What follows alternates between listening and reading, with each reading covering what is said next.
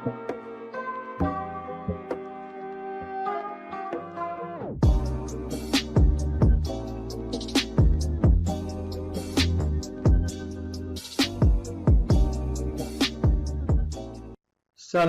من امیر هستم از ریجنتیم. قصد دارم که توی این ویدیو یک اسپلش اسکرین رو با 2 زبان جاوا و کاتلین برای اندروید پیاده سازی کنم.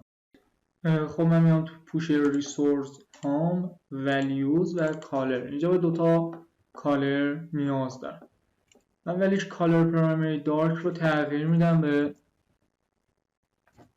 این و همین رو برای کالر اکسنت هم ست میکنم. یه کالر جدیدی ایجاد میکنم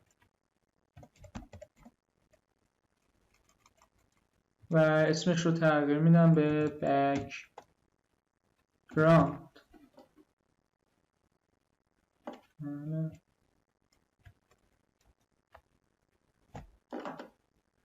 میام تو پوش استایل هام، دارک اکشن بار رو به نو اکشن بار تغییر میدم. نمیخوام که حتما اکشن بار داشته باشه. به این اکتیویتی هم نیازی ندارم. یه اکتیویتی جدید باید ایجاد کنم. میام نیو اکتیویتی از نوع امپیتی اکتیویتی. اکتیویتی نیم رو تغییر میدم به اسپلش اسکرین و فینیش.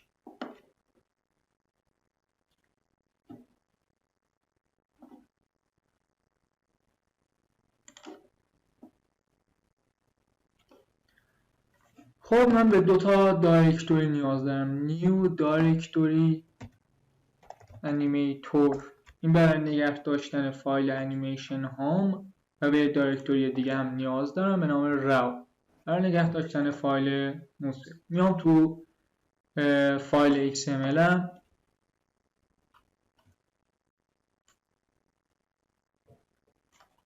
و لیوتم رو تغییر میدم به relative layout.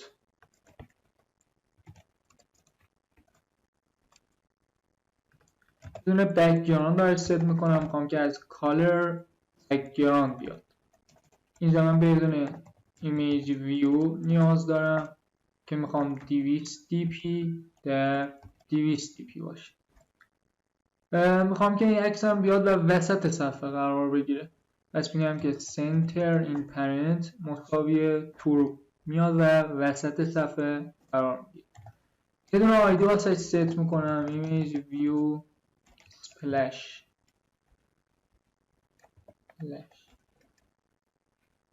کارم با این یه دونه هم src نیاز داره البته که از اینجا کپی میکنم پوش دراول هام قرارش میدم. خب کارمون با این ایمیج ویو تموم شد. بدون تکست ویو نیاز دارم که میخوام مچ پرنت رپ کانتنت باشه. یه دونه تکست واسش در نظر میگیرم.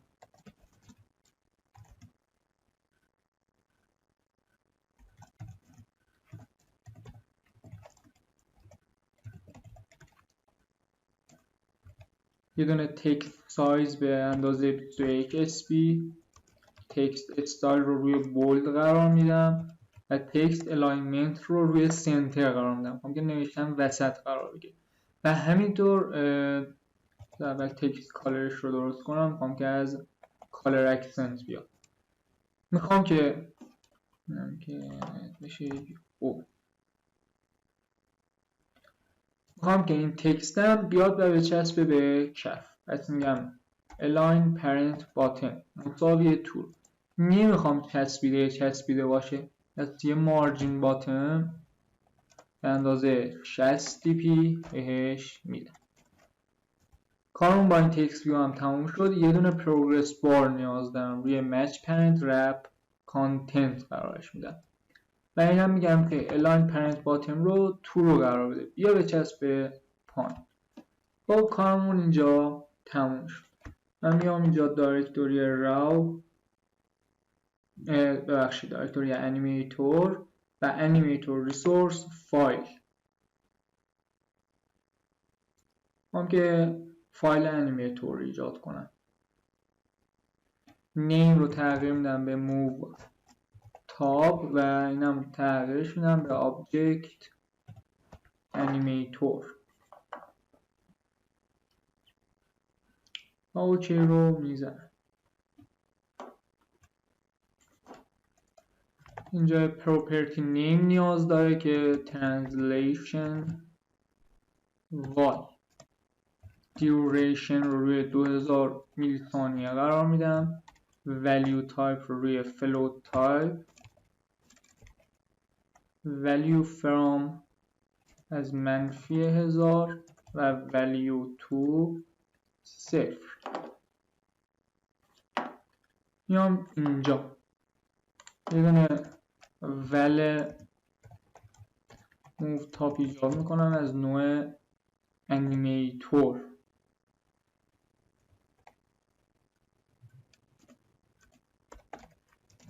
و مساوی پیداش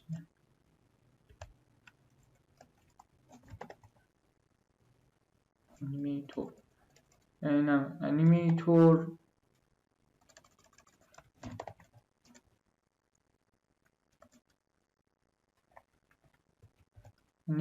اینفلیتر دات لود انیمیتور از من یه کانتکست میخواد که دیت رو بهش میدم و یا آیدی میخواد که همون موو تاپی که الان ایجاد کردیم تو پوش انیمیتور را بهش میدم. انیمیتور دات موو تاپ و بعد اینجا میگم که موو تاپ دات اپلای. میخوام که این دستورات رو واسم اپلای کنم. اول میگم که set target. set target چیه؟ من میخوام که این ایمیج ویو من با انیمیشن وارد صفحه بشه. پس این ایمیج ویو من میشه تارگت هم. پس آیدیش رو بهش میدم. ایمیج ویو اسپلش و بعد هم دستور استارت رو فراخوانی میکنم شروع بشه. میام این بالا و یه لیتینیت ور میدیا پلیر از نوع میدیا پلیر ایجاد میکنم. اینجا میگم که میدیا پلیر مساوی میدیا پلیر دات کرییت. کانتکت رو از من میخواد دیت رو بهش میدم و یه آدرس از من میخواد.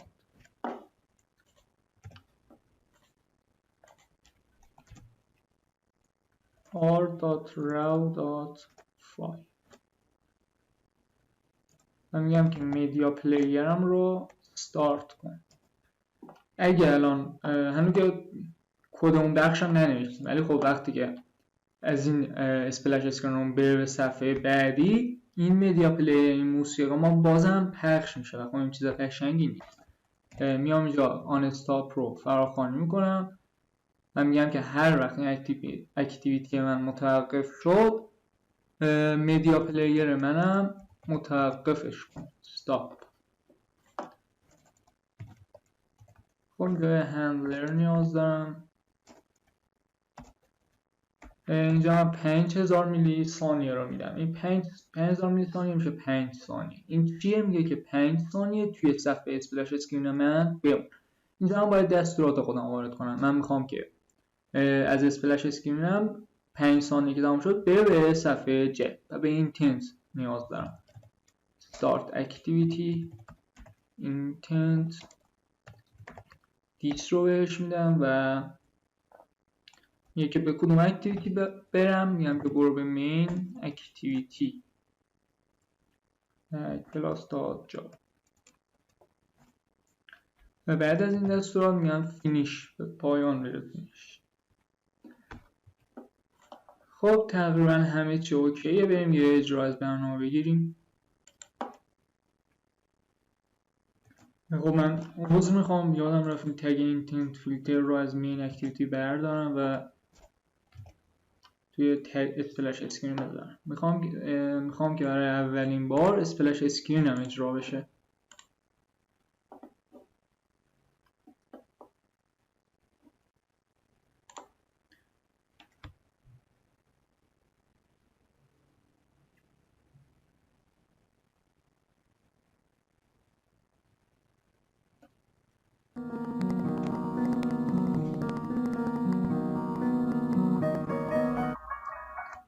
اینم از این. بریم پروگرس ها رو بارهای دیگه هم امتحان کنیم. اینجا میخوام بهش استایل بدم، از استایل استفاده میکنم. اندروید اتر پروگرس بار سمال. این چون کوچیک میشه فاصلهشون زیاده، خیلی جالب نیست. مارجین باتم تکس رو یکم کمترش میکنه. یه اجرای دیگه بگیریم.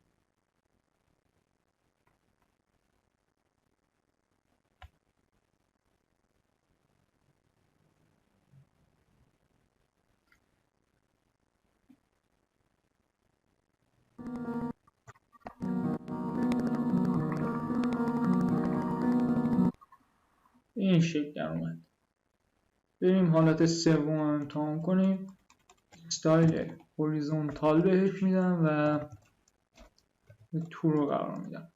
یه مارجین اند براش در نظر میگیرم 60 ppi و همینطور یه مارجین استارت اندازه 60 ppi. این فونت که یکم خیلی بزرگش کردم واسه اینه که راحت تر ببینید، راحت تر پیدا باشه.